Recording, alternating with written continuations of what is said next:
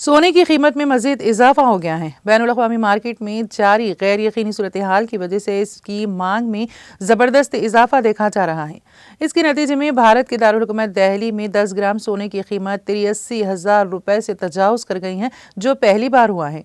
All India billion market association के मुताबिक 24 carat सोना 200 रुपये इजाफे के साथ 83,100 रुपये तक फ़ी तोला पहुँच गया, जबकि 22 कैरेट सोना भी 200 रुपये बढ़कर 82,700 रुपये फ़ी तोला हो गया है।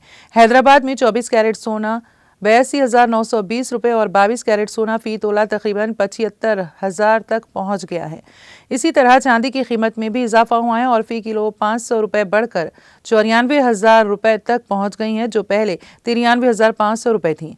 बैनुल-अक़वामी मार्केट में सोना फ़ी औंस $2,780 पर बरकरार है, जबकि चांदी $31.32 फ़ी औंस पर ट्रेड हो रही हैं।